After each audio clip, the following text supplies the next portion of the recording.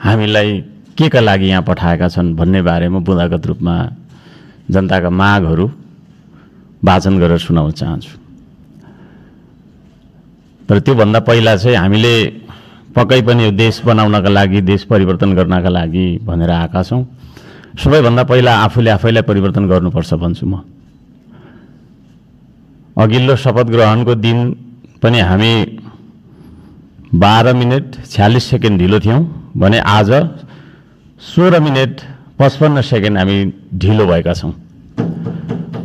जनताले हामीलाई यसरी ढिलो गर भनेर यहाँ पठाएको हो जस्तो मलाई लाग्दैन। त्यसो भएको कारणले प्रत्येक मिनेटको महत्त्व यो सदनले बुझोस्, सरकारले बुझोस्, हामी सबैले बुझौँ।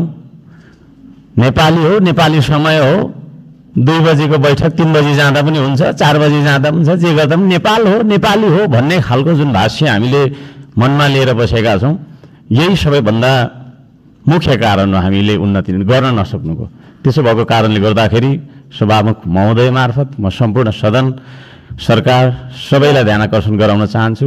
आउँदा दिनमा हामी बैठक सुरु हुनुभन्दा थोरैमा पनि 5 मिनट अगाडि उपस्थित हुनुपर्छ, म यो माग राख्न चाहन्छु। हामी विभेदको अन्त्य गर्छौँ भनेर यहाँ भनिरहेका छौँ। भर्खरै पनि पूर्ववक्ता माननीयज्यूहरूले थुप्रै कुराहरू राख्नुभयो, आफ्नो मनको कुराहरू। तर यहाँ यही सदनभित्र पनि विभेद भइरहेको छ। सत्ता पक्षले 30 मिनट बोल्दा पनि हुने, 40 मिनट बोल्दा पनि हुने, प्रतिपक्षले अलि सानोले होइन 3 मिनटमा सकिहाल्नुपर्ने, 2 मिनटमा सक्नुपर्ने। हामी पनि जनताले चुनेर पठाएका जनमत प्राप्त जनप्रतिनिधि हौँ। त्यसो भएको कारणले गर्दाखेरि हामीले आफ्ना क्षेत्रका आवश्यकताहरू, आफ्ना तपाईँको चाहिँ के अरे मागहरू राख्नका लागि प्रशस्त समय दिनुपर्दछ। त्यो खालको सदन हामीले बनाएर हामीले त्यो खालको सदन अभ्यास गर्नुपर्दछ भन्ने माग राख्न चाहन्छु। म आफ्नो मनको कथा म यहाँ गाउन चाहन्न।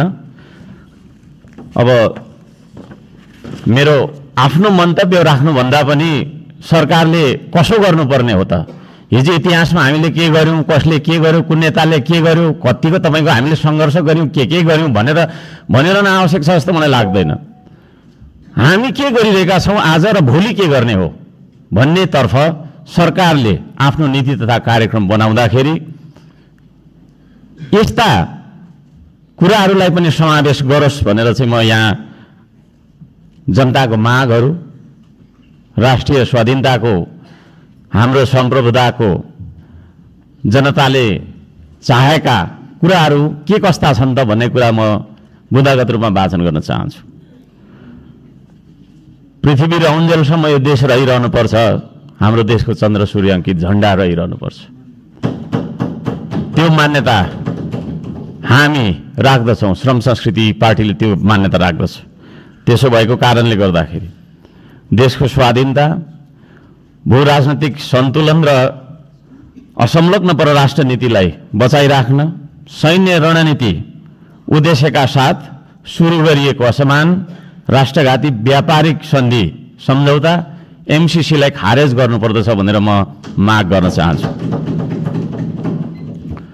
2 नम्बरमा सीमावर्ती क्षेत्रमा छिमेकी मुलुकहरूले गरिरहेको गतिविधिलाई सक्रिय रूपमा नेपाल सरकारले निगरानी राख्नुपर्दछ र संयुक्त राष्ट्र सङ्घ लगायतका निकायहरूमा गएर हाम्रो देशका 4 किल्ला कति हो त हाम्रो भूगोल भन्ने सिमाना यकिन गरेर सिमानाको रक्षार्थ नेपाली सेनालाई खटाउनु पर्दछ भन्ने म माग राख्न चाहन्छु। नेपाली जनताले यो माग राखेको कुरा म जानकारी गराउन चाहन्छु। जनताले सोझै चुन्न पाउने प्रत्यक्ष कार्यकारीको चुनाव गर्नेतर्फ सरकारको नीति तथा कार्यक्रम अगाडि बढोस्। यदि सरकारले 2/3 नजिकको सरकारले त्यो कुरा अगाडि सार्छ भने त्यसमा हामी सबैले सहयोग गर्नुपर्दछ। नम्बर 4, जेनजी आन्दोलनमा डिस्कोड चलाएर जेनजी बालबालिकाहरूलाई स्कुल ड्रेसमा आन्दोलनमा बोलाउने, शान्तिपूर्ण आन्दोलनलाई भड्काएर हिंसात्मक बनाउने, आन्दोलनमाथि अन्धधुन्ध गोली चलाएर दमन गर्ने, 23 गतेको घटना घटाउने, साथै 24 गते सिंहदरबार, संसद भवन, सर्वोच्च अदालत जस्ता सरकारी भवनहरू जलाउने कृत्य गर्ने मान्छेहरूलाई पनि तपाईँको चाहिँ नि के अरे कारबाहीमा ल्याउनका लागि उच्च स्तरीय छानबिन समिति आयोग गठन गर्नका लागि हामी माग गर्दछौँ। 5 नम्बर, सम्पत्ति छानबिन तथा शुद्धिकरण अभियान सुरु गर्नुपर्दछ। सबैभन्दा पहिला अहिले सरकारमा रहेका मन्त्री परिषदका सम्पूर्ण मन्त्रीहरू, सांसदहरू, हामी सबैजना सबैको तपाईँको चाहिँ के अरे हाम्रो सम्पत्ति छानबिन हुनुपर्दछ। हामीबाट सुरु गर्नुपर्दछ त्यो चिज, किनभने हामी नियम कानुन बनाउने भने हामीबाटै त्यो कुरा लागू भएर जानुपर्दछ। हामीले बनाएको नियम कानुनले अरूलाई मात्रै ठ्याङ्ग्रोमा कस्ने खालको व्यवहार हामीले गर्नु हुँदैन भन्ने माग राख्दछु। शिक्षालाई जीवनोपयोगी बनाउनु पर्दछ। उत्पादन, निर्माण र आविष्कारसँग जोड्नु पर्दछ शिक्षालाई। शिक्षा भन्ने बित्तिकै कथा पढ्ने विषयवस्तु होइन, त्यो भन्ने बित्तिकै उत्पादन, निर्माण र आविष्कारसँग जोडिनु पर्दछ भन्ने हाम्रो माग हो। त्यसतर्फ सरकारले ध्यान दियोस्। हप्तामा 3 दिन मात्रै थ्योरी पढ्दाखेरि हुन्छ, 4 दिन विद्यार्थीले उत्पादन, निर्माण र आविष्कारसँग जोडेर क्रियाकलापहरू गर्न सक्नुपर्दछ। त्यो खालको जीवनोपयोगी शिक्षा लागू गरिनुपर्दछ भन्ने हामी माग राख्दछौँ। 7 नम्बरमा, खेतीबारीको समस्या हल नगरी देशको आर्थिक समस्या हामीले सुल्झाउन सक्दैनौँ, आर्थिक उन्नति हुन सक्दैन। त्यसो भएको कारणले कृषिमा देखिएका समस्याहरू पहिचान गर्ने र समस्या हल गर्ने सबै खालका तपाईँको प्राविधिक उपायहरू अपनाउने काम गरिनुपर्दछ भन्ने ध्यान आकर्षण गराउन चाहन्छु। नम्बर 8मा, कम्तीमा एक पालिकामा एउटा उद्योग हुनुपर्दछ, एक परिवारमा एकजना रोजगार हुनुपर्दछ। त्यो खालको नीति हामीले अपनाउनु पर्दछ। बन्द गरिएका उद्योगहरूलाई पुनः सञ्चालन गर्ने साथै नयाँ उद्योगहरूको स्थापना गर्ने नीति तथा कार्यक्रम सरकारले ल्याउनु पर्दछ भन्ने ध्यान आकर्षण गर्न चाहन्छु। 9 नम्बरमा, जनताको सेवा सुविधा, विकास र समृद्धिमा सार्वजनिक हितका लागि प्राकृतिक स्रोत साधन ढुङ्गा, गिटी, माटो, खोला, नाला, खानी, खनिज, वन जङ्गल जस्ता स्रोत साधनका सदुपयोग गर्न पाउने गरी सहज किसिमको चाहिँ नियम कानुन बनाउनु पर्दछ। कहीँ कतै हामी हुन्छ, म सक्छु अब, र यी सम्पूर्ण स्रोत साधनलाई परिचालन गरेर चाहिँ हाम्रो देशलाई समृद्ध बनाउनतर्फ हामीले ध्यान दिनुपर्दछ भनेर भन्न चाहन्छु। म यहाँ शुभकामना मात्रै दिनुभन्दा सरकारको नीति तथा कार्यक्रमको कुन दिशामा जानुपर्दछ भन्ने एउटा सल्लाह सुझाव र प्रस्ताव प्रस्तुत गर्न चाहन्छु। प्राकृतिक संरक्षण गर्नुपर्दछ, संस्कृतिको प्रवर्धन गर्ने र प्रवृत्तिको विकास गर्ने नीति सरकारले लियोस्। सुशासनका निम्ति भ्रष्टाचार तपाईँको चाहिँ अन्त्य गर्ने, निष्पक्ष, मितव्ययी, पारदर्शी, जवाफदेही, दूरदर्शी, परिपक्व र दीर्घकालीन कामहरू गर्नेतर्फ सरकार अगाडि बढ्नुपर्दछ। देशभरि शान्ति सुव्यवस्था कायम गर्नका लागि आवश्यक उपायहरू अपनाउन जरुरी छ। खाने पानी, स्वास्थ्य, शिक्षा, सडक, बिजुली बत्ती जस्ता आधारभूत आवश्यकताहरू परिपूर्ति गर्नतर्फ हाम्रो ध्यान जानुपर्दछ। राम्रोसँग अध्ययन नगरी हतार सरकारले ल्याएका कार्यक्रमहरू लागू गर्नु हुँदैन। कुनै निर्णय गर्नु अघि तपाईँको प्रतिपक्षी दलहरूसँग सल्लाह गरेर सबै पक्षको उचित सल्लाह लिएर चाहिँ सरकार अघि बढे।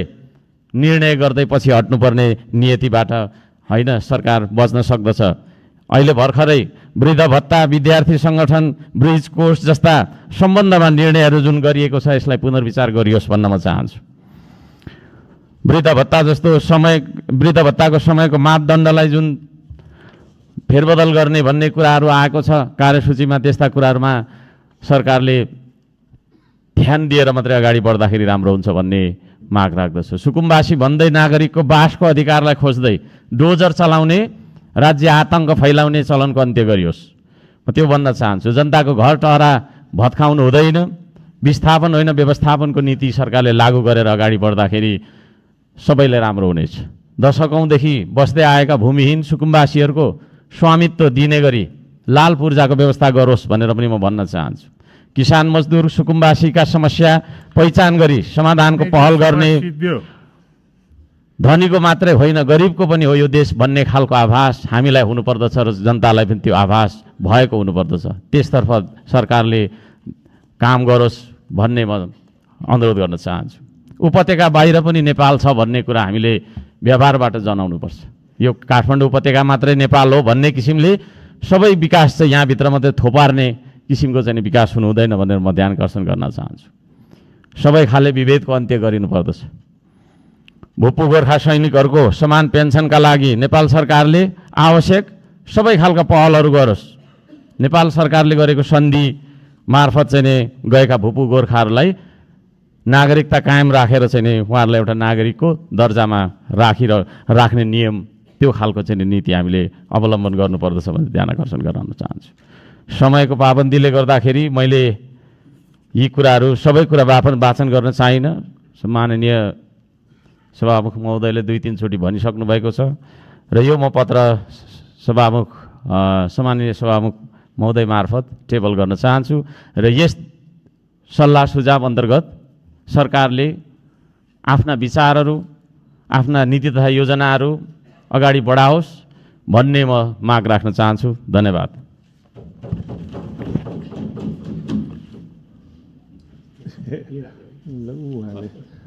मन्त्री